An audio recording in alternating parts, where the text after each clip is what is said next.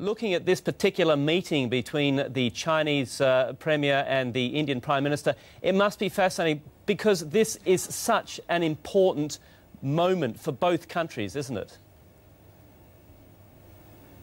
Well, absolutely, Andrew. These are the world's two most populous countries. They've shared a troubled relationship, a relationship which has been marked by mutual suspicion and at times by hostility, the 1962 Sino-Indian War being an example. But at the same time, I think the two countries now see some kind of a common destiny in the fact that they are these growing economies, India growing at 8%, China growing at a much faster pace. And I think somewhere there is a recognition that trade can bring the two countries together, even as the strategic relationship remains marred with hostilities of the past. The fact that China has always had a stronger military relationship with Islamabad. But there is a recognition at last that both India and China need to do business with each other. And the fact that today they suggested that by 2015 the bilateral trade should be $100 billion is a sign that both countries are now committed to a common economic future. That's almost doubling the current trade in just about 5 years. Rajdeep, how important specifically is China going to be for the development of the Indian economy? I think it's critical to see China as an important player, particularly in infrastructure.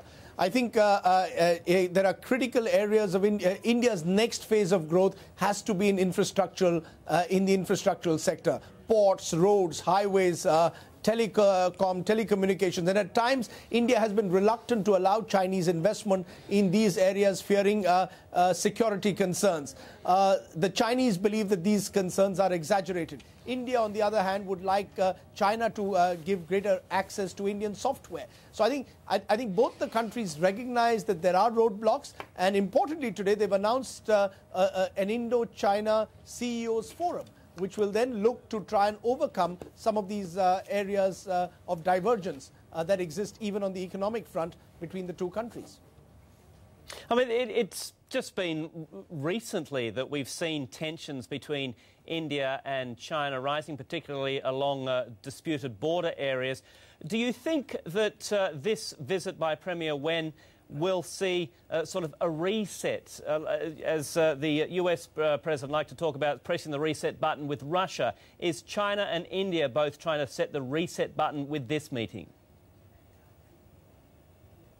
Well, I think what has come out very clearly, particularly from the joint statement issued by the two leaders, Prime Minister Singh and President and Premier Wen, is that they want to keep the issues of divergence on the back burner. The boundary dispute exists.